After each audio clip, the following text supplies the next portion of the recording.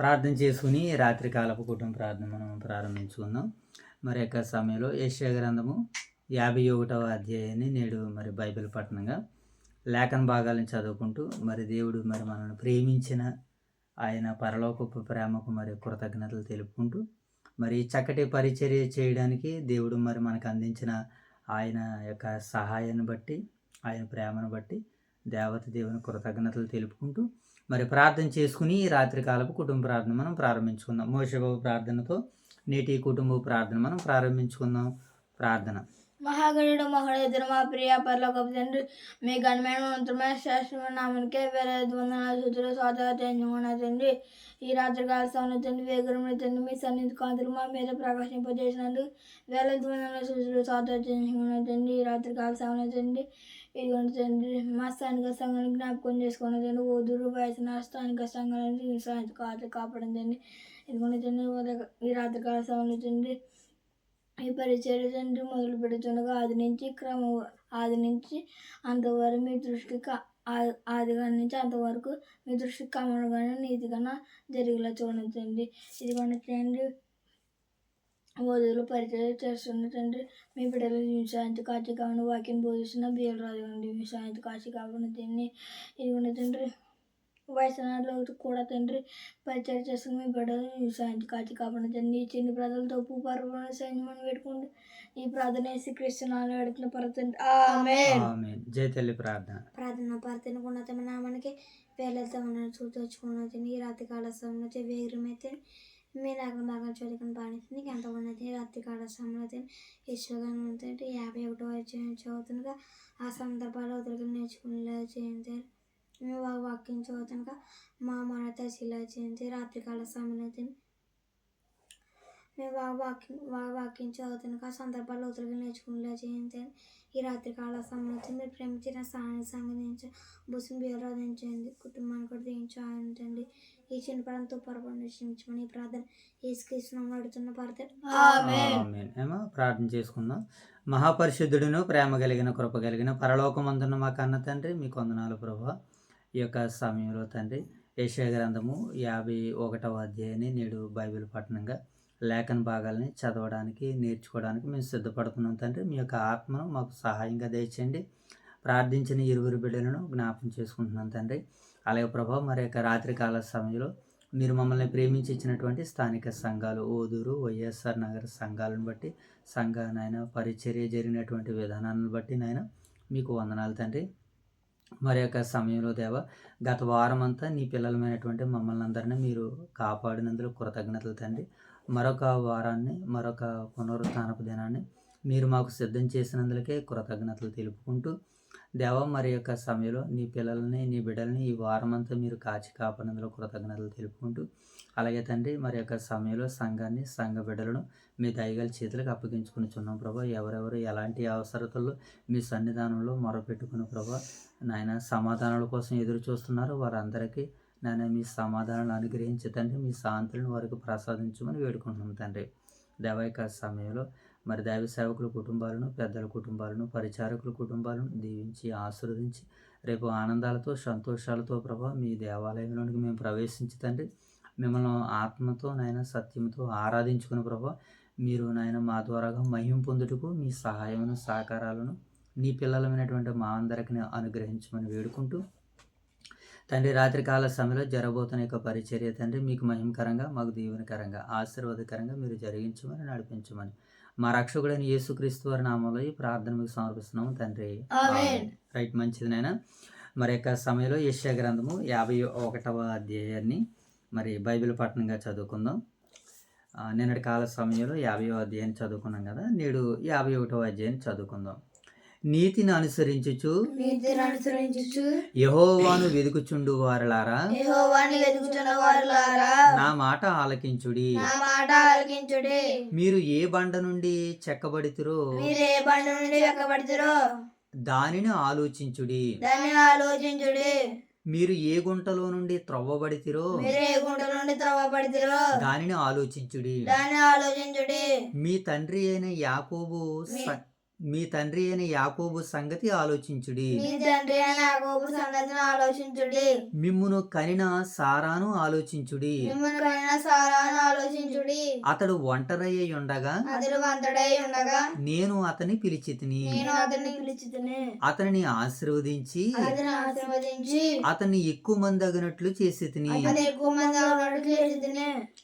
3వ వచనాన్ని చదువుదాం ఈ సందర్భంలో. ఏనైనా ఇక్కడ ఈ యెషయా గ్రంథము మరి 51వ అధ్యాయాన్ని మనం ఆలోచన చేసినప్పుడు మొదటి ఈ 3 వచనాలు మనకి ఏమని సెలవిస్తున్నాయంటే రక్షకుని మొదటి పిలుపుగా మనకు కనబడుతుంది. అంటే దేవుడు మరి వీరిని పిలుస్తున్నటువంటి మొదటి పిలుపుగా మరి ఇక్కడ ఈ భాగాల్లో మనకి కనబడుతుంది. ఈ యెషయా గ్రంథం 51వ అధ్యాయం మొదటి 3 వచనాలు మనకి ఏమని సెలవిస్తున్నాయంటే మరి దేవుడు వారిని పిలుస్తున్నటువంటి మొదటి పిలుపుగా మనకు కనబడుతుంది. రక్షకుని మొదటి పిలుపులో మరి తండ్రి అయినటువంటి దేవుడు మరి నీతిని అనుసరించేటువంటి వారిని పిలుస్తున్నాడు. వారిని ఏ రీతిగా పిలుస్తున్నాడు అని అంటే వారు ఎక్కడి నుంచి వచ్చారో ఒక్కసారి వారు పూర్వ స్థితిని జ్ఞాపకం చేస్తున్నాడు అనమాట. ఏమంటున్నారంటే మీరు ఏ బండ నుండి చెక్కబడతారో దానిని ఆలోచించండి, మీరు ఏ గుంట నుండి త్రవ్వబడతారో దానిని ఆలోచించండి అని అంటున్నాడు. ఇంతకీ గుంట చెక్కడము అని అంటే వీరు తల్లి గర్భం గుండా తండ్రి గర్భం గుండా వచ్చినటువంటి ఆ రీతిని ఇక్కడ పరిశుద్ధాత్ముడు జ్ఞాపకం చేస్తున్నాడు అనమాట. ఓకేనా నాన్న? వారి విషయాల్ని లేవనెత్తుతూ అంటున్నాడు ఆయన. అతడు మీ తండ్రి అయిన అబ్రహాము సంగతి ఆలోచించుడి. మనం చదవమాటనే మీ తండ్రి అయిన అబ్రహాము సంగతిని ఆలోచించండి, మిమ్మును కనిన సారాను ఆలోచించండి.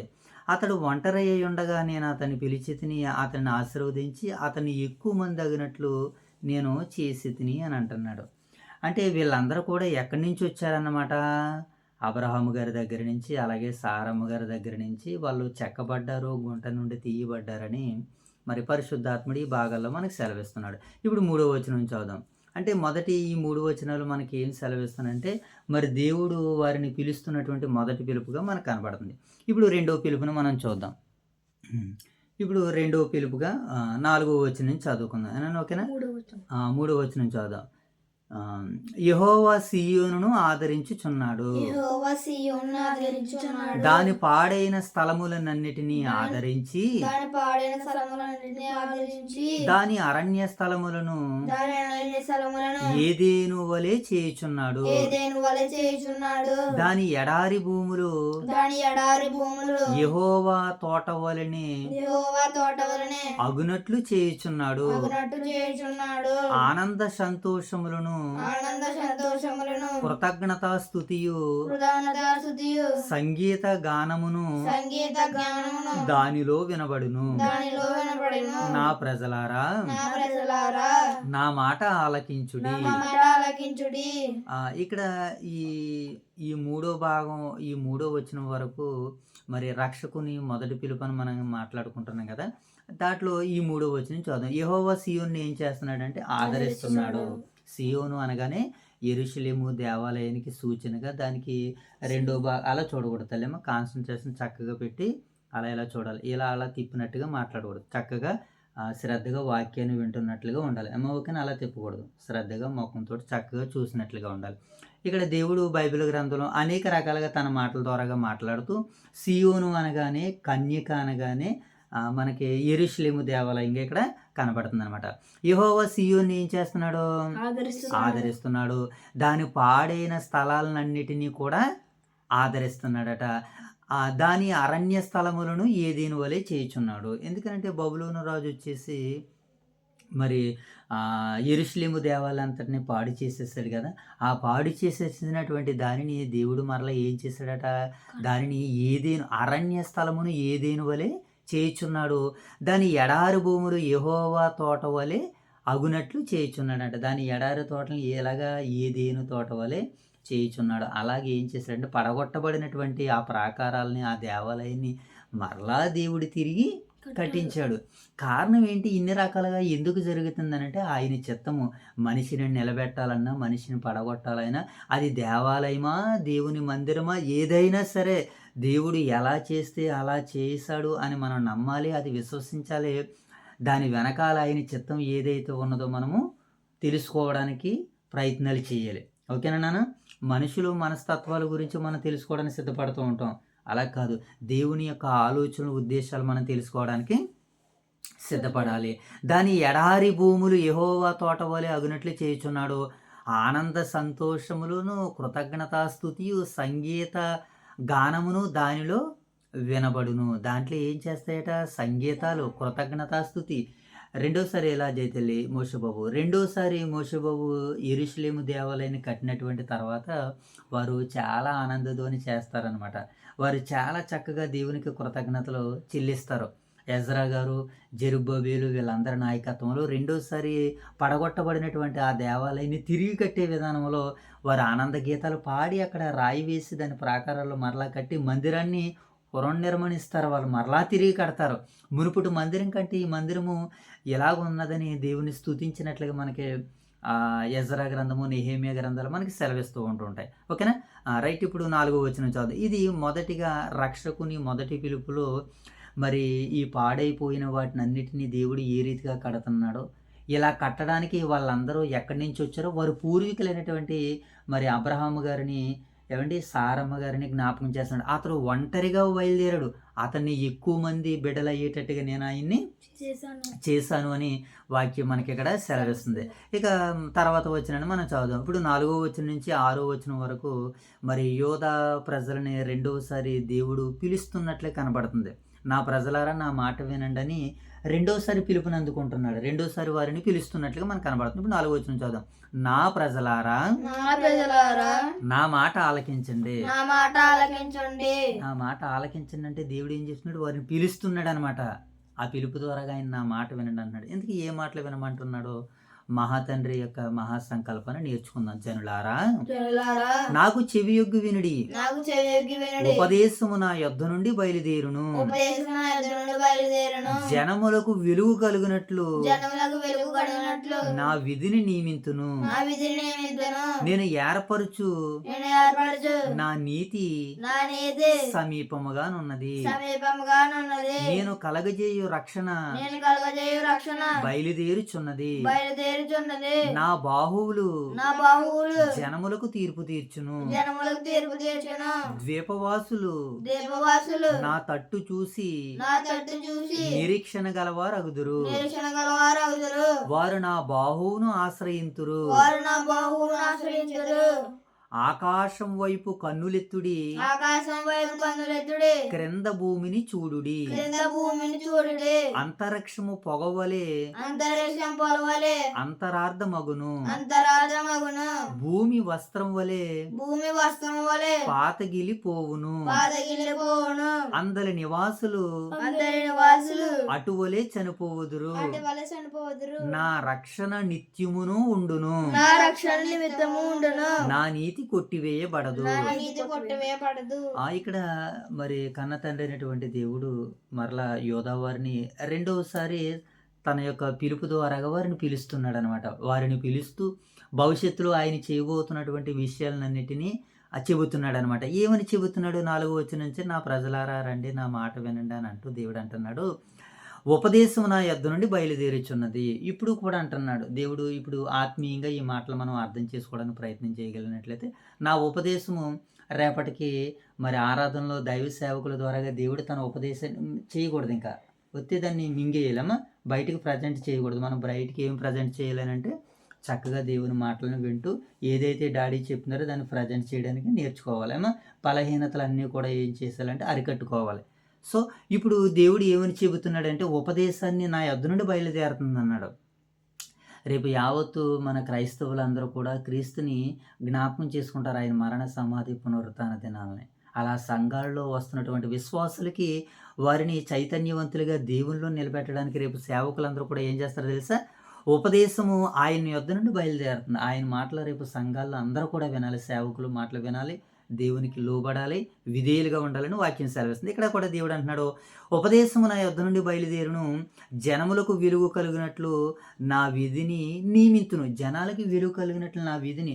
ఉపదేశంలో దేవుని విధులు కనబడతాయి, కట్టడలు కనబడతాయి, ఎలా లోబడాలో అక్కడ సేవకులు మనకి తెలియజేస్తూ ఉంటుంటారు. ఇక్కడ కూడా యోధా వారికి దేవుడు తన పిలుపునిస్తూ నేను ఏర్పరచు నా నీతి సమీపముగా ఉన్నది, నేను కలగజేయ రక్షణ బయలుదేరి ఉన్నది. ఉపదేశంలో ఇప్పుడు ఏం కనపడుతుంది? నీతి కనపడుతుంది, రక్షణ కనపడుతుంది. దానికి మనం లోబడాలని రేపు వాక్యంగా మనకు సెలవిస్తుంది. అలాగే ఒకప్పుడు యోధావారి విషయంలో ఈ విషయాలన్నీ కూడా మనకు కనబడుతున్నాయి. నా బాహువులు జనమునకు తీర్పు తీర్చును. రేపు వాక్యం చెబుతూ దైవ సేవకులు అదే చెప్తారు, తీర్పు చెప్తారనమాట. ఎవరైతే తప్పు చేస్తారో పాపం చేస్తారో వారు నరకానికి వెళ్ళిపోతారంటారు. క్రీస్తు న్యాయపీఠం ఎదుట నిలబడాలంటారు. ఇది తీర్పు. ఇది అలాగే దేవుడు కూడా వాళ్ళందరికీ ఒకానొక సమయంలో తీర్పు తీర్చినట్లు కనబడుతుంది. దేవపోములు నా తట్టు చూసి నిరీక్షణ గలవారు అగుదురు, వారు నా బాహువులను ఆశ్రయింతురు. ఆకాశం వైపు కన్నులెత్తిడి, కింద భూమిని చూడండి. అంతరిక్షం పోగవలే అంతరార్థమగును, భూమి వస్త్రం వలె పాతగిలిపోవును. అందరి నివాసులు అటువలే చనిపోవుదురు. నా రక్షణ నిత్యమును ఉండును, నా నీతి కొట్టివేయబడదు. దేవుని రక్షణ నిత్యము ఉంటుందట. ఆయన నీతి ఏం చేయబడదట? కొట్టివేయబడదు. కనుక దేవుని నీతి కొట్టివేయబడకుండా ఉండాలి అని అంటే ఆయన పిలిచే పిలుపుకి మరి యోధా వారిని, ఇశ్రాయేలు వారిని దేవుడు సిద్ధం చేస్తున్నట్లుగా మనకి 4-6 వచనాల్లో మనకి సెలవిస్తున్నాయి. రక్షకుని రెండో పిలుపు ఇది. ఇప్పుడు 3వ పిలుపు ఏంటో మనం చూద్దాం. మరి యోధా ప్రజలకు దేవుడు 3వ పిలుపుగా ఏమని పిలుస్తున్నాడో వాళ్ళందరినీ 7-8 వచనాలు, ఈ 2 వచనాలు చూద్దాం. ఏమని దేవుడు వారిని పిలుస్తుండో ఒకసారి 7వ వచనం. నీతిని అనుసరించు వారులారా నా మాట వినుడి, నా బోధను హృదయమందుంచుకొని వారులారా ఆలకించుడి. మనుషులు పెట్టు నిందకు భయపడకుడి, వారి దూషణ మాటలకు దిగులు పడకుడి. వస్త్రమును కొరుకు వేయినట్లు సిమ్మట వారిని కొరికి వేయును. బొద్దిక గొర్రుబొచ్చు కొరికి వేయినట్లు వారిని కొరికి వేయును. అయితే నా నీతి నిత్యము నిలుచును, నా రక్షణ తరతరములు ఉండును. దేవుడు మరలా వీరిని పిలుపునిస్తూ మరొక్కసారి ఆహ్వానిస్తూ ఏమని తన వాగ్దానాలను చెబుతున్నాడు? ఏమని వాగ్దానాలు చెబుతున్నాడు అంటే, నీతిని అనుసరించు వారులారా నా మాట వినండి. ఏమనుసరిస్తున్నారట వీళ్ళు? Very good. మనమందరం కూడా నీతిని అనుసరించాలి. నా బోధను హృదయం అందించుకుని వారులారా ఆలకించండి. నీతిని అనుసరిస్తున్నారు, దేవుని బోధను హృదయంలో ఉంచుకుంటున్నారు. ఏమండి, నా మాట వినండి అని అంటున్నాడు దేవుడు. మనుషులు పెట్టు నిందకి మీరు భయపడకండి. మనుషులు పెట్టే నిందకి ఏం చేయరట? నీతిని అనుసరించేవారు, దేవుని బోధను హృదయంలో ఉంచుకున్నవారు. ఏమండి, మనుషులు పెట్టే నిందకి ఏం చేయరట? భయపడకండి అంటున్నాడు దేవుడు. ఈ మాట నేడు మీతో నాతో కూడా చెప్తున్నాడు. ఏమని? నీతిని అనుసరించు వారులారా, హృదయంలో నా వాక్యం ఉంచుకున్నటువంటి వారులా, మనుషులు పెట్టే నిందకు మీరు భయపడకండి, మీరు జాగ్రత్తగా ఉండండి, భయపడకండి అంటున్నాడు. వారి దూషణ మాటలకు దిగులు పడకండి. భయపడొద్దు, దిగులు పడొద్దు అంటున్నాడు. ఈరోజు మనిషికి ఎక్కువ ఏంటి? దిగులు పడతాము, భయపడతాము. ఈ రెండింటినీ దూరం చేసుకోవాలంటే మనలో విశ్వాసం ఉండాలి, మనలో దేవుని వాక్యం ఉండాలి, ప్రార్థనా జీవితం ఉండాలి, దేవుని పట్ల భయభక్తులు ఉండాలి, కృతజ్ఞత జీవితం ఉండాలి. ఇవన్నీ మనలో ఎప్పుడైతే ఉన్నాయో మనం భయపడము, దిగులు పడము. ఏనా? ఇంకా చూద్దాం. వస్త్రము కొరికి వేయినట్లు చిమ్మట వారిని కొరికి వేయును. ఎవరైతే నిన్ను ఇబ్బంది పెడుతున్నారో, ఎవరైతే నిన్ను గాయపరుస్తున్నారో వారిని ఏం చేస్తారంటే, చిమ్మట ఎలాగైతే కొరికేస్తుందో వారు కూడా అలాగే మరి ఇబ్బందులు పడతారు అంటున్నారు. బొద్దింక గొర్రుబొచ్చుని ఎలాగైతే కొరికి వేస్తుందో వారిని కూడా కొరికి వేయను. అయితే నా నీతి నిత్యము నిలుచును, నా రక్షణ తరతరములు ఉండును అంటున్నాడు దేవుడు. ఆయన నీతి ఎలా ఉంటుందట అమ్మ జయతల్లి? నిత్యము ఉంటుంది. ఆయన నీతి నిత్యము ఉంటుందట. ఏమంటే నా రక్షణ తరతరములు ఉండునని దేవుడు సెలవిస్తున్నాడు. ఇది 2వ పిలుపులో వారికి సంభవించే, వారు పొందుకొనబోయే చక్కటి మరి వాగ్దానాలని దేవుడు వారికి అనుగ్రహిస్తున్నట్లే కనబడుతుంది. మొదటి పిలుపులో మరి వారు ఎక్కడి నుంచి వచ్చారో, ఏ బండ నుంచి వచ్చారో, ఎక్కడి నుంచి చెక్కబడ్డారో చెప్పారు. ఏమండి, 2వ పిలుపులో వారి మీదకి రాబోతున్నటువంటి ఆ చక్కటి దీవెనలు మనకి కనబడుతున్నాయి 2వ భాగంలో. అలాగే 3వ భాగంలో కూడా మనం ఆయన పట్ల దిగులు పడకూడదు, భయపడకూడదు, ధైర్యంగా ఉండాలని ఆ రోజు వారిని బట్టి నేడు ఈ రోజు కూడా దేవుడు మనకి ఏం చెబుతున్నాడంటే తన పాఠాలని మనకి చెబుతున్నాడు. ఇక 4వ భాగాన్ని మనం చూద్దాం. 9వ వచనం నుంచి 12వ వచనం వరకు చదువుకుందాం. ఓకేనా నాన్న?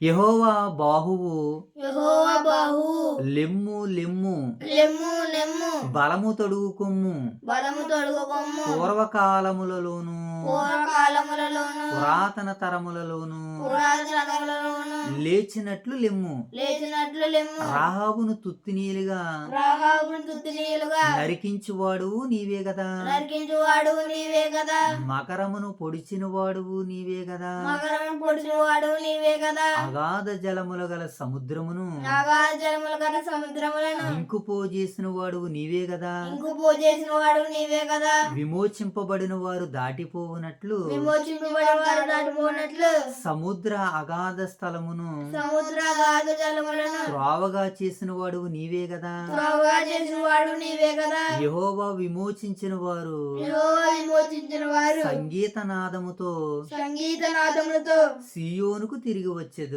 సియోను తిరిగి వచ్చేదరు నిత్య సంతోషం వారి తలల మీద ఉండును నిత్య సంతోషం వారి తలల మీద ఉండను వారి సంతోషము వారి సంతోషము ఆనందకరమగును ఆనందకరమగును వారు దుఃఖము నిట్టూర్పును తొలగిపోవును దుఃఖము నిట్టూర్పు తొలగిపోయెను నేనే నేనే మిమ్మను ఓదార్చువాడును మిమ్మల్ని ఓదార్చువాడును చనిపోవు నరునికి చనిపోవు నరుడికి తృణమాత్రుడగు నరునికి తుణమాతుడగు నరుడికి ఎందుకు భయపడదువు ఎందుకు భయపడదువు అనగా ఇప్పుడు ఈ 3వ భాగంలో మరలా దేవుడు ఈ 4వ భాగంలో ఏమని సెలవిస్తున్నాడనంటే మరలా దేవుని పిలుపు రక్షకుని మరి 4వ పిలుపుగా మనకి ఇక్కడ కనబడుతుంది. ఎన్నో వచనం నుంచి 9 నుంచి 12 వచనాలు.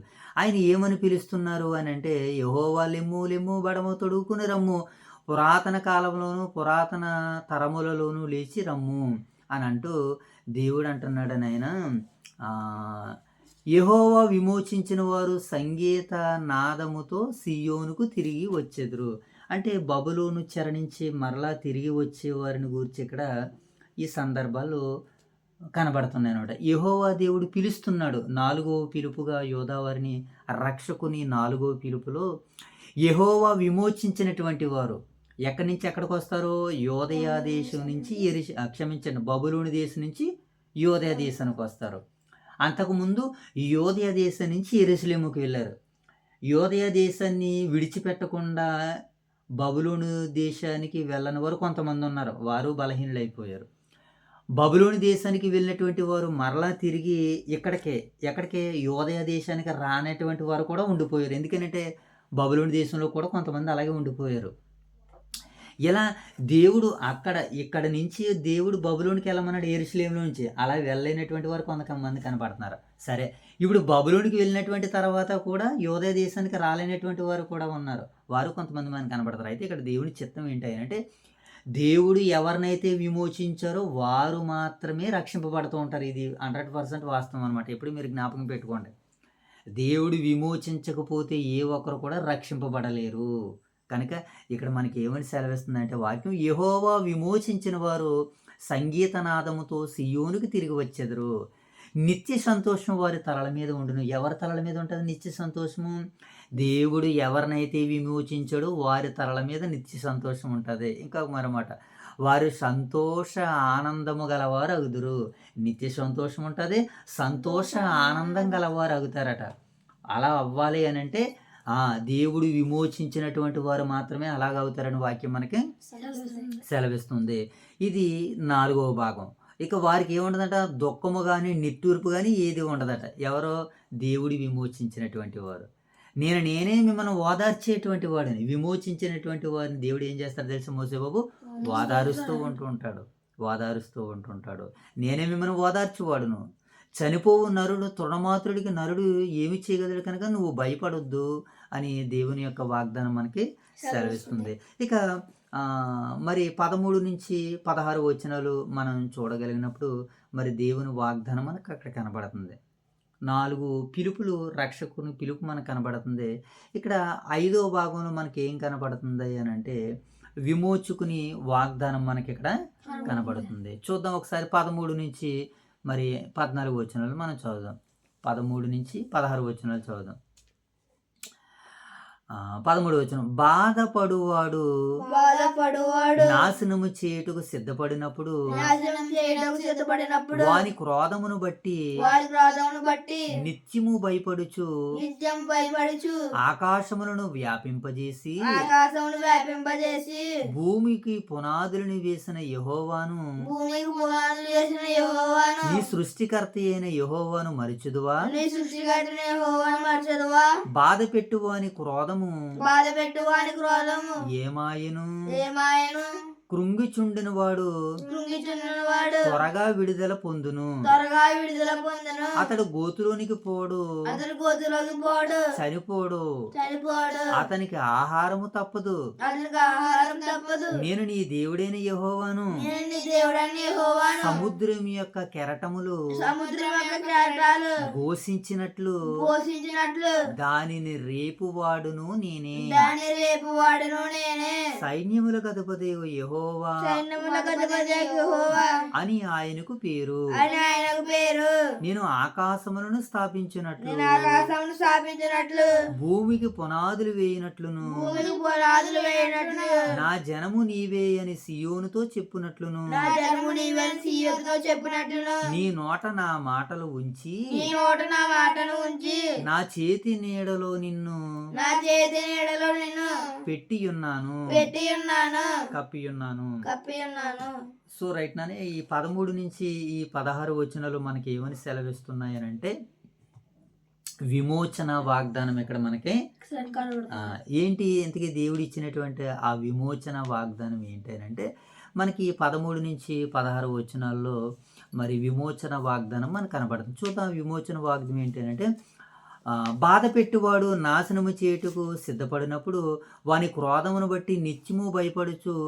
ఏమండి ఆకాశములను వ్యాపింపజేసి భూమికి పునాదులు వేసిన యెహోవాను నీ సృష్టికర్త అయిన యెహోవాను మరిచెదవా బాధ పెట్టువాని క్రోధము ఏమాయను కృంగబడిన వాడు త్వరగా విడుదల పొందును అతడు గోతులోనికి పోడు చనిపోడు అతనికి ఆహారము తప్పకుండా ఉంటుంది. అంటే ఇది దేవుని వాగ్దానం. ఇది అతడు గోతులోనికి పోడు. ఎందుకనంటే దేవుడు విమోచించినటువంటి వాడు గోతులోనికి పోడు అంటున్నాడు. అసలు ఆల్రెడీ దేవుని శక్తి ఏంటి, గోతులోని పోయిన వారిని లేపాడు. అవును కదా, చనిపోయిన వారిని దేవుడు లేపాడా? ఎంతో మందిని లేపాడు కదా. కనుక ఇక్కడ అంటున్నాడు దేవుని వాగ్దానం ఏమని సెలవిస్తుందంటే అతనికి ఆహారం తప్పకుండా ఉంటుంది. అతడు గోతులోనికి పోడో చనిపోడు. నేను దేవుడైన యెహోవాను సముద్రం యొక్క కెరటాలు ఘోషించినట్లు దానిని రేపువాడును నేను అంటున్నాడు. సముద్రాన్ని రేపేవాడు దేవుడే. ఈరోజు దేవుని మహిమ కొరకు మనం బ్రతకడానికి సిద్ధపడితే మనల్ని రేపేవాడు కూడా ఎవరన్నమాట? ఆయనే. మనల్ని రేపే ఆయన కూడా ఆయనే, పరలోకముందున్నటువంటి కన్న తండ్రి. కనుక ఆయన రేపుతున్నప్పుడు మనం ఎలా ఉండాలి? ఆయన ప్రేరేపింపగా ఆయన ప్రేరేపణకి మనం లోబడేవారిగా ఉండాలి ప్రియులారా. సైన్యములకు అధిపతి యెహోవా అని ఆయనకు పేరు. నేను ఆకాశమును స్థాపించాను అంటున్నాడు. కనుక ఏమంటున్నాడనంటే నీ నోట నా మాటలు ఉంచి నా చేతి నీడలో నిన్ను కప్పి ఉన్నాను. ఇది దేవుని వాగ్దానం. దేవుని మాటలో ఏముండాలట మోషే బాబు? నీ నోట నా మాటలు ఉంచి నా చేతి నీడలో నిన్ను కప్పాను. కనుక నా మాటలతో నువ్వు ధైర్యంగా ఉండు. మనకి ఎప్పుడన్నా మనకు భయం వేసినా, ఎప్పుడన్నా మనకు దిగులు కలిగినా, ఎప్పుడన్నా మనం బలహీనంగా ఉన్న దేవుని వాక్యాన్ని చదవాలి. అదే మనకి ధైర్యాన్ని ఇస్తుంది, భరోసాని ఇస్తుంది, శక్తిని ఇస్తుంది, సామర్థ్యాన్ని అనుగ్రహిస్తుంది. కనుక ఇది దేవుడు మరి విమోచించినటువంటి వారికి దేవుడు ఇస్తున్నటువంటి వాగ్దానము. కనుక ఇప్పుడు 17 నుంచి 20 వచనాల్లో మరలా రక్షకుని మరి 4వ పిలుపు మనకు కనబడుతుంది. ఎన్నో పిలుపునైనా? రక్షకునికి 4వ పిలుపు మనకు కనబడుతుంది. చూద్దాం రక్షకుని 4వ పిలుపు ఏంటనంటే 17వ వచనం నుంచి మరి 20వ వచనం వరకు ఆ భాగాలను మనం చదువుకుంటూ రక్షకుని 4వ పిలుపులో మరి దేవుడు ఏమని తన ప్రజలను పిలుస్తున్నాడో మనం చూద్దాం. యెరూషలేమా లెమ్ము లెమ్ము, యెహోవా కోపోద్రేకతను ఆయన చేతి నుండి పుచ్చుకుని త్రాగిన దానా తూలి పడజేయు పాత్రలోని దానంతటిని త్రాగిన దానా నిలువుము నిలువుము. ఆమె కనిన కుమారులందరిలో ఆమె కనిన కుమారులందరిలో ఆమెకు దారి చూపగలవాడు ఎవడునూ లేకపోయెను. ఆయన దారి చూపిన వాడు ఎవడునూ లేకపోయెను. ఆమె పెంచిన కుమారులందరిలో ఆమె పెంచిన కుమారులందరిలో ఆమె చేయి పట్టుకుని వాడెవడునూ లేకపోయెను. ఆమె చేయబడిన వాడు ఎవడునూ లేకపోయెను. ఈ రెండు అపాయములు నీకు సంభవించును. ఈ రెండు అపాయం నీకు సంభవించను. నిన్ను ఓదార్చగలవాడు ఎక్కడున్నాడు? నిన్ను ఓదార్చుగా వాడు ఎక్కడున్నాడు? వాడు నాశనమును వాడి నాశనమును కరువు ఖడ్గము కరువు ఖడ్గము నీకు ప్రాప్తించును. మీకు ప్రార్థించను. నేను నిన్నెట్లు ఓదార్చుదును? నేను నిన్ను ఎట్లు ఓదార్చెదను? నీ కుమారులు మూర్ఛిల్లి ఉన్నారు. నీ కుమారుడు మూర్ఛుడి ఉన్నాడు. దుప్పి వలలో చిక్కబడినట్లు దుప్పి వలలో చిక్కుబడినట్లు నీ వీధులన్నిటి చివరలలో నీ వీధులన్నిటి చివరలో వారు పడి ఉన్నారు. వారు పడి ఉన్నారు. యెహోవా యెహోవా నీ దేవుని బట్టి నీ దేవుని బట్టి యెహోవా క్రోధముతోను యెహోవా క్రోధముతోను నీ దేవుని గద్దింపుతోను నీ దేవుని గద్దింపుతోను వారు నిండి ఉన్నారు. వారు నిండి ఉన్నారు. ద్రాక్షారసము లేకయే ద్రాక్షారసం లేకయే మత్తురాలై మత్తురాలై. ఇక్కడ మనం 20వ వచనం దాకా అనుకున్నాం కదా. యెహోవా క్రోధంతోను నీ దేవుని గద్దింపుతోను వారు నిండి ఉన్నారు అంతేనమ్మా. 20వ వచనం దాకా 17 నుంచి మరి 20 వచనాలు మనకి రక్షకుని యొక్క 4వ పిలుపు ఇక్కడ మనకి కనబడుతుంది. ఈ 4వ పిలుపులో దేవుడు ఏమంటున్నాడని అంటే 17వ వచనం చదువుదాం. యెరూషలేమా లెమ్ము లెమ్ము, యెహోవా క్రోధపాత్రను ఆయన చేతిలోండి పుచ్చుకుని త్రాగినదానా, తూలి పడజేయు పాత్రలోని దాన్ని అంతటినీ త్రాగిదానా నిలువుము. ఆమె కనిన కుమారులందరిలో ఆమెకు దారి చూపగలవాడెవడును లేకపోయెను. ఆమె కనినటువంటి కుమారులు ఎవరు కూడా దారి ఏం చేయలేదట, చూపలేదు. నిజంగా వాస్తవానికి ఈరోజు కూడా చాలామంది తల్లులను పట్టించుకోలేనటువంటి కుమారులు ఎంతోమంది. వారిలో మనము కూడా నీటికి ఒకరమని చెప్పుకోవడానికి మనము సిగ్గుపడవలసిన పని లేదు, బాధపడవలసినటువంటి పని లేదు. ఏమండి, చాలామంది తల్లులను చూడలేనటువంటి బిడ్డలు. అప్పుడప్పుడు మనకు లోకంలో ఒక సామెత ఉంటుంది. ఏమండి, తన తల్లిని పట్టించుకోలేని వాడు, తన తల్లిని చూడలేనటువంటి వాడు ఉన్న ఒకటే లేకపోవడం కదా. మరొక మాట ఉంటుంది. ఏంటన్నమాట? ఉన్న ఒకటే, వెరీ గుడ్, చచ్చిన ఒకటే. కనుక ఇక్కడ కూడా దైవ గ్రంథం మన అందరితో సెలవిస్తుంది ప్రియులారా. ఏమనంటుందంటే ఆమె కనిన కుమారులందరిలో ఆమెను ఏమండి దారి చూపగలవాడు ఎవడును లేకపోయాను. ఆమె కన్నదే, ఆమె కనినటువంటి కుమారులు ఎవరు కూడా దారి చూపలేదు. దారి చూపే తండ్రిని వదిలిపెట్టారు. వీళ్ళు ఏం చేశారంటే దేవుని చేత చేయబడిన వారితో వారి సహవాసాలు చేసి బిడ్డలను కన్నారు. ఆ బిడ్డలు ఎలా చూడగలుగుతారు వీళ్ళని? నీతి లేనటువంటి బిడ్డలు చూడగలదరా తల్లుల్ని? అందుకనే దేవుడు మనకు నూతన నిబంధన గ్రంథంలో సెలవిస్తూ తల్లిదండ్రుల్ని సేవిస్తేనే నన్ను సేవించండి అన్నాడు. తల్లిదండ్రులు భక్తి చేయకుండా దేవునికి భక్తి చేస్తే ఆయన ఇష్టపడ్డాడు. ఆయన తల్లిదండ్రులు భక్తి చేసి అప్పుడు దైవభక్తి చేస్తేనే దేవుడు ఇష్టపడతాడు. అలాగని విగ్రహారాధికులకి మనం ఉండకూడదు. దేవుణ్ణి మనం ప్రేమిస్తే తల్లిదండ్రులని ఎంతలా ప్రేమించాలో బైబిల్ చెప్పింది. బైబిల్ కొలతలతో మనము తల్లిదండ్రుల్ని ప్రేమించాలి. ఓకేనా? నేను ఇక్కడ ఈ సందర్భాన్ని బట్టి ఆమె కనిన కుమారులందరిలో ఆమెకు ఎవరు కూడా దారి చూపగలవాడు ఎవడో లేకపోయాడు అంటే. ఆమె పెంచిన కుమారులు ఆమెను చేయి పట్టుకుని నడిపించేవాడు ఎవడు లేడట. కారణం ఏంటి? ఆమె దైవ చిత్తం లేకుండా పిల్లల్ని కన్నది. అందుకని ఆ పిల్లలు ఆమెను వదిలేసి వెళ్ళిపోయారు. దేవుని యొక్క చిత్తం అనగా యోధావారు దేవుని యొక్క ఆలోచన ఉద్దేశాలు ధర్మశాస్త్ర పరిధిలో వాళ్ళందరూ ఉంటే వాళ్ళు ఒకవేళ పిల్లల్ని కలిగినా వారు వివాహాలు చేసుకున్నా దేవుడు జోక్యం చేసుకుని వారిని రక్షించేటట్టుగా ఆ తల్లికి ఆ బిడ్డకి దేవుడు నిబంధనలు పెడతాడు. అలా నిబంధన పెట్టట్లేదనంటే ఈరోజు వివాహాలు అంతే. ఈరోజు ఎన్నో మంది చూసారా, వేణి తల్లిని మొన్న ఒక ఆయన చంపించేశాడని మనం వింటున్నాం కదా. ఈరోజు ఇందాక వచ్చినప్పుడు చూసినటువంటి సమాచారం, 2 బిడ్డలు వివాహాలు చేసుకున్నారు.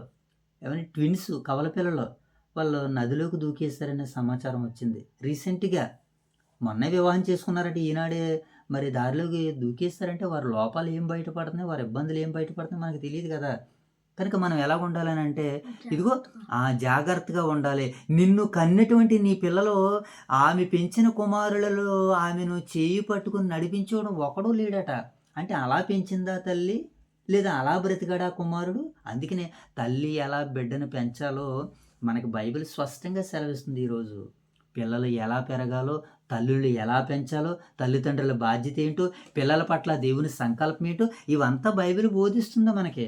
ఈ రక్షకుని 4 పిలుపులు ఈ భాగాలు మనకు కనబడుతున్నాయి. ఏమండి? ఈ 2 అపాయములు నీకు సంభవించును. నిన్ను ఓదార్చువాడు ఎక్కడున్నాడని అడుగుతున్నాడు ఇప్పుడు.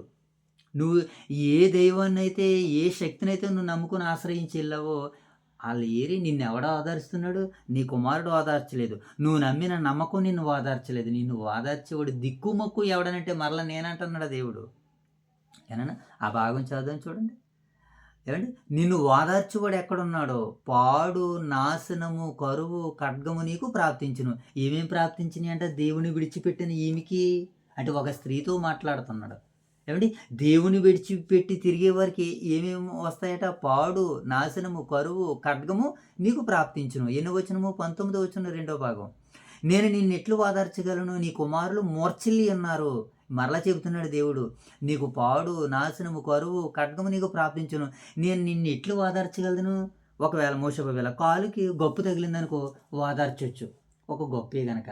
చెయ్యి తెగిందనుకో చెయ్యికి ఓదార్చొచ్చు, చెయ్యి ఒకటే కనుక. గొప్పు తగిలి, కాలు తగిలి యాక్సిడెంట్ అయ్యిందనుకోండి, ఎక్కడ దెబ్బ తగులుతుందో మనకు తెలుస్తుందా? తెలీదు. బుర్రకి, కాలుకి, వీటికి ఎలా ఓదారుతాం? ఏదో ఒక దెబ్బ అనుకో, మరి తగ్గిపోతలేరా అని అంటాం. ఒళ్ళన్ని దెబ్బలైతే అదే అంటున్నాడు ఇక్కడ దేవుడు అడుగుతున్నాడు. ఏమని అడుగుతున్నాడు? ఏమండి? నేను నిన్నెట్లు పాడు, నాశనము, కరువు, ఖడ్గము నీకు ప్రాప్తించును. నేను నిన్నెట్లు ఓదార్చగలను? నీ కుమారులేమో మూర్ఛిల్లున్నారు. దుప్పి వలలో చిక్కుపోయినట్లు వీధులన్నిటి చివరలో వారు పడి ఉన్నారు. యెహోవా క్రోధముతోనూ నీ దేవుని గద్దింపుతోనూ వారు నిండి ఉన్నారు అని ఈ 4వ భాగంలో దేవుడు తన మాటల ద్వారా మనల్ని హెచ్చరిక జారీ చేస్తున్నాడు. ఇప్పుడు ఆ చివరి భాగాన్ని మనం చదువుకుందాం. చివరి భాగం ఎక్కడి నుంచి అంటే ఎంతమ్మా? 21 నుంచి 21 నుంచి 23 వరకు. మరి వెరీ గుడ్. యోధా ప్రజలకు రక్షకుని 5వ పిలుపు. ఇప్పుడు 5వ పిలుపులో ఆయన ఎలా విమోచిస్తున్నాడో చివరి పిలుపుని మనం చదివేసి లేఖన భాగాలు ముగించేసుకుందాం. ఎంతనైనా ఎన్నో వచనము? 21 నుంచి చదువుకుందాం. ద్రాక్షరసము లేకయే చదవలేదన్న, చదువుదాం మరలా. ద్రాక్షరసము లేకయే మత్తురాలై శ్రమ పడిన దానా ఈ మాట వినుము. నీ ప్రభువు యెహోవా తన జనుల నిమిత్తము వ్యాజ్యమాడుము. నీ దేవుడు ఎలాగూ సెలవిచ్చుచున్నాడు. ఇదిగో తూలి పాడజేయు పాత్రను, నా క్రోధ పాత్రను నీ చేతిలో నుండి తీసివేసి ఉన్నాను. నీ వికను దానిలోనిది త్రాగవు. నిన్ను బాధపరవచ్చు వారి చేతిలో దానిని పెట్టెదవు. మేము దాటిపోవునట్లు క్రిందకి వంగి సాగిలపడమని వారు నీతో చెప్పుదురు. నీవు నీ వీపును దాటు వారికి దారిగా చేసి నేలకు దానిని వంచితివి కదా. ఇక్కడ ఈ చివరి భాగంలో దేవుడు ఏమంటున్నాడు అంటే, ఇంకా ఉంది నాన్న, వారికి ఆ పాత్రను త్రాగనిచ్చేదను. దేవుడు ఈ యొక్క పరిశుద్ధ వాక్యాన్ని నేడు మన వెనుకడిలో ఫలింపజేయను గాక. ఆమేన్. రైట్ నాయన. ఇక చివరగా ఈ రక్షకుని పిలుపులో భాగంగా మనం చూస్తున్నప్పుడు ఏమండి, రక్షకుని ఎన్నో పిలుపుది? 5వ పిలుపులో దేవుడు ఏమని మాట్లాడుతున్నాడు అంటే 21వ వచనం నుంచి మనం చూస్తున్నప్పుడు, ప్రభువు యెహోవా తన జనుల నిమిత్తము వ్యాజ్యమాడు నీ దేవుడు ఎలాగూ సెలవిచ్చున్నాడు. ఇదిగో తూలి పడజేయు పాత్రను, నా క్రోధ పాత్రను నీ చేతిలో నుంచి నేను తీసివేసి ఉన్నాను. మరి అప్పటి వరకు వీళ్ళ చేతిలో ఏముందనంటే తూలిపోయే పాత్రలను పెట్టాడు దేవుడు. అబ్బా, దేవుడు ఎంత గొప్పవాడనంటే తన పిల్లల్ని తన మహిమ కొరకు ఎలాగైనా వాడుకుంటాడు. ఒక మాట మనం ఈ సందర్భాన్ని బట్టి సామెతల గ్రంథంలో ఒక మంచి మాట ఉంటుంది. ఏంటంటే, రాజు హృదయము యెహోవా చేతిలో నీటి కాలవల వలె ఉన్నది. ఎలా ఉందట? నీటి కాలువల వలె. రాజు హృదయము యెహోవా చేతిలో నీటి కాలవల వలె ఉన్నదట. ఆయన తన చిత్త ప్రకారము ఆ కాలవలో నీరు ఎలాగైతే పారుకుంటూ వెళ్తాదో, దేవుని చేతి నీడలో ఉన్న రాజు హృదయం కూడా అలాంటిదే అని అంటుంది. ఇక్కడ కూడా దేవుడు ఏం పెట్టాడంటే తన చేతి నీడలో క్రోధ పాత్రను పెట్టాడట. ఆ పాత్ర ఇప్పుడు దేవుడు ఏం చేస్తానన్నాడు ఈ బాధలో, నా క్రోధ పాత్రను నీ చేతిలో నుండి తీసివేసి ఉన్నాను, నీవికను దానిలోనిది త్రాగవు, నిన్ను బాధపరచు వారి చేతిలో దానిని పెట్టెదను. ఇప్పుడు అంటున్నాడు, ఇప్పటి వరకు నీ చేతిలో పెట్టాను ఆయన దాన్ని, ఇప్పుడు ఎవరి చేతిలో పెడతాను తెలుసా, నిన్ను ఎవరైతే బాధపరిచి గాయపరుస్తున్నారో వారి చేతిలో ఆ క్రోధ పాత్రను నేను పెడతాను అని అంటున్నాడు దేవుడు. ఏమండి, నేను దాటిపోవునట్లు క్రిందికి వంగి సాగిలపడమని వారు నీతో చెప్పగా నీవు నీ వీపును దాటి వారికి దారిగా చేసితివి. ఏమండి, దేవుడు ఒక వ్యక్తిని నిలబెట్టుకోవడానికి అంతకుముందు ఆ వ్యక్తి పడినటువంటి వేదనను జ్ఞాపకం చేస్తున్నాడు. ఏమంటే తన వీపుని దారిగా చేశాడట. అలా ఎవరు చేశారనంటే, ఈ లోకం నుంచి మనం అందరం పరలోకం వెళ్ళడానికి ప్రభు అయిన యేసుక్రీస్తుల వారు తన వీపి ఆ వెనకటి భాగం అంతా కూడా కొరడాలతో ఆయన దేహం అంతా కూడా చీల్చబడింది. అనేకులు పరలోకానికి వెళ్ళడానికి ఆయన తన వీపును దారిగా చేశాడు. తన వీపుని ఎలా చేశాడని ఆయన దారిగా చేశాడు. అందుకనే మనకి యోహాను సువార్త 5:24 ఒక మాట ఉంటుంది. ఆ మాటను చదువు మనం ముగించేసుకుందాం నేటి పాఠాన్ని. 5:24 యోహాను సువార్త 5వ అధ్యాయం 24వ వచనం. నా యందు విశ్వాసం ఉంచేవాడు ఎవడును, నా మాట చదువునాను 5వ అధ్యాయం 24.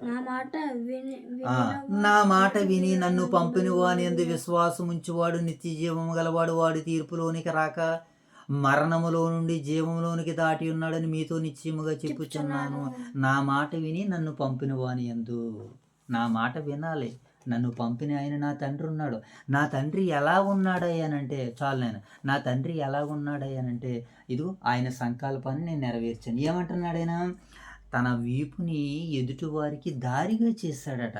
అవును, ఈరోజు దేవుని ఏమండి క్రీస్తు ప్రభుల వారి యొక్క సువార్త నిమిత్తం, సేవ నిమిత్తం మన అవయవాల్ని, మన దేహాల్ని కూడా ఇతరులకి ఎలా పెట్టాలంటే దారిగా పెట్టాలి. వీరు కూడా దారిగా మనం పెట్టాలి. అదే దేవుడు కోరుకుంటున్నాడు. చివరిగా అంటున్నాడు, నీవు నీ వీపును దాటి వారికి దారిగా చేసి నేలకు దారిని వంచితివి కదా, వారికి ఆ పాత్ర నేను త్రాగనిస్తాను, వారికి ఆ పాత్ర నేను త్రాగనిస్తాను. నువ్వు మాత్రం దేన్ని త్రాగుతావంటే జీవజలాల్ని, నీటి కాలువల వారిని నాటబడిన వాడివై ఆకు వాడక తన కాలమందు ఫలమిచ్చే చెట్టుగా నువ్వు ఉంటావు మై డియర్ సన్ అని దేవుడు తన వాగ్దానం ద్వారాగా, తన వాక్యం ద్వారాగా దేవుడు మనకి సెలవిస్తున్నాడు. ఇంకా ఈ కొద్దిపాటి వాక్యాన్ని దేవుడు మన వెనుకడిలో ఫలింపజేయాలని దేవాతి దేవుడిని వేడుకుంటూ కోరుకుంటూ ప్రార్థన చేసుకుని నేటి రాత్రి కాలపు కుటుంబ ప్రార్థన మనం ప్రారంభించుకుందాం. ప్రార్థన. మహాగణుడైన తండ్రి, మహోన్నతుడైన దేవ, పరిశుద్ధుడైన తండ్రి, మీకు వందనాలు ప్రభువా. ఈ రాత్రి కాల సమయంలో మీ సన్నిధి భాగ్యాన్ని, మీ సన్నిధి కాంతులను ప్రభువా మీరు మాకు అనుగ్రహించే తండ్రి, మీ చిత్తానుసారంగా మమ్మల్ని నడిపిస్తున్నారని మేము విశ్వసిస్తున్నాం తండ్రి, నమ్ముచున్నాం ప్రభువా.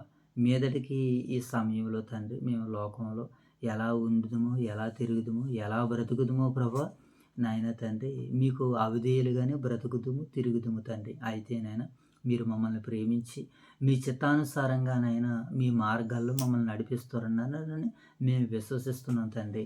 నాయన మేము నడిచే మార్గాలను మీరు దీవించండి, ఆశీర్వదించండి, అభివృద్ధిపరచండి, మీ మహిమ కొరకు నిలబెట్టుకోమని వేడుకుంటున్నాం తండ్రి. ప్రభా ఎంతవరకు జరిగిన యొక్క పరిచయను మీరు దీవించమని, ఆశీర్వదించమని వేడుకుంటున్నాం తండ్రి. అలాగే ప్రభా ఈ మాటలు వింటూ నాయన మమ్మల్ని ప్రోత్సహిస్తూ, నాయన వారు మమ్మల్ని ప్రోత్సహిస్తున్నటువంటి ప్రియులైన పరిశుద్ధులందరినీ జ్ఞాపకం చేసుకుంటున్నాం తండ్రి. ఈ చిన్న పరిచర్యకు తమ అమూల్యమైన సమయాన్ని కొన్ని నిమిషాలు కేటాయిస్తున్న నీ బిడ్డల జీవితాలను మీరు దర్శించండి, దీవించండి, ఆశీర్వదించండి. మీ మహిమలో నాయన వారిని నిలబెట్టమని వేడుకుంటున్నాం తండ్రి. ప్రతి ఒక్కరూ ప్రభు మీ మహిమ కొరకు బ్రతకాలి, మీ కుమారుని యొక్క సేవలో ముందుకు వెళ్ళాలి, మీ సంకల్పాన్ని తెలుసుకోవాలి, మీ చిత్తానుగుణంగా బ్రతకాలి తండ్రి. కనుక నాయన ఇన్ని రకాలుగా నీ బిడ్డలపై మీరు భారాన్ని, బాధ్యతని పెట్టారు ప్రభు. మేము దానిని జ్ఞాపకం చేసుకుంటూ ముందుకు వెళ్తున్నాం తండ్రి. నీ పిల్లలు, నీ బిడ్డలు కూడా అదే రీతిగా వారికి మీరు ఇచ్చిన సామర్థ్యాలను బట్టి, సమయాలను బట్టి తలాంతులను బట్టి నాయన వినియోగించుకుని ప్రతి ఒక్కరూ తండ్రి మీకు లోబడి బ్రతుకుటకు మీ సహాయాలు దయచేయమని తండ్రి. మరి ఇసుక సమయంలో మా యొక్క సంఘాలను, సంఘ బిడ్డలను, దైవ సేవకులను, సేవకుల కుటుంబాలను జ్ఞాపకం చేసుకున్నాం. వారమంతా అనేక రీతిలుగా అనేక రకాలుగా ఆయా ప్రాంతాలు తిరుగుతూ ప్రభు ఉపాధుల నిమిత్తము కష్టపడినటువంటి పిల్లలకి ఆయువును, ఆరోగ్యాన్ని, బలాలని, శక్తిని దయచేయండి తండ్రి. రేపటి కాల సమయంలో మిమ్మల్ని ఆరాధిస్తూ ఉండగా తండ్రి, మీ కుమారుని యొక్క నాయన తండ్రి నామాన్ని మహిమపరుస్తూ ఉండగా ఆత్మను నాయన పరిశుద్ధతను మీరు మాకు తోడుగా అనుగ్రహించమని వేడుకుంటూ ఇంతవరకు ఈ యొక్క పరిచర్య తండ్రి మీకు మహిమకరంగా, మాకు దీవెనకరంగా, ఆశీర్వాదకరంగా మీరు జరిగించారని, నడిపించారని విశ్వసిస్తూ ఈ ప్రార్థన అంతటిని మా ప్రభువును, మీ ప్రియకుమారుడు, మా రక్షకుడును, మా ప్రభు అయిన యేసుక్రీస్తు వారి నామములో ఈ ప్రార్థన మీకు సమర్పిస్తున్నాము మా కన్న తండ్రి.